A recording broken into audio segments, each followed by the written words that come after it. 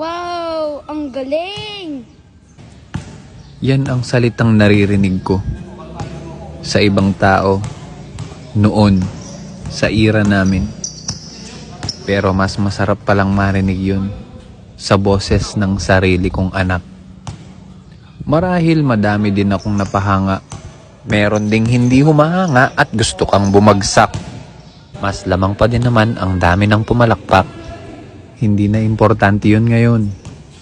Ang importante sa akin ngayon, kung paano ko mapapakita sa aking anak ang salitang lumabas sa kanyang bibig nang nakita niya akong maglaro.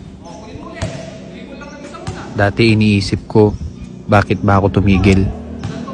At ngayon naman, bakit ako babalik? Sa pagtigil, marahil sa dami na ng ating mga responsibilidad at obligasyon sa buhay, sa tunay na buhay. At ngayon, bakit nga ba ako babalik?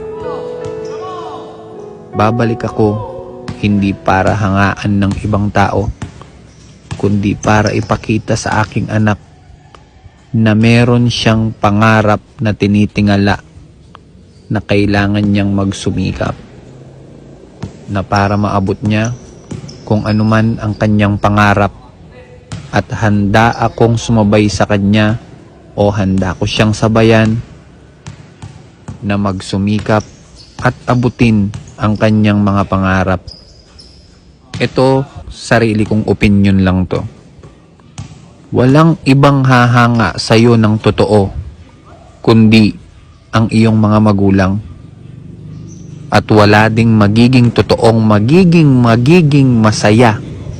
Masayang masaya sa iyong pag-angat sa buhay sa kahit anong larangan, kundi ang iyong mga magulang.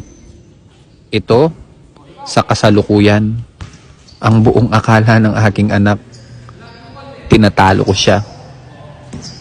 Ang buong akala ng aking anak, pinapakita ko lang ang galing ko sa kanya. Hindi pa niya naiintindihan ang lahat sa ngayon.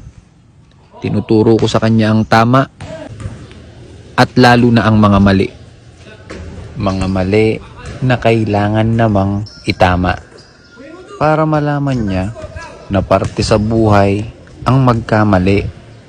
Pero kailangan niyang malaman na magiging mali lang ang mali kung papatungan mo pa ito ng isa pang pagkakamali.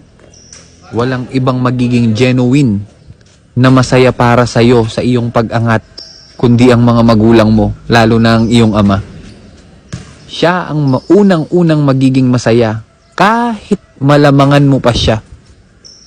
Sa panahon ngayon, pataasan ng ihi at kung ano-ano pa.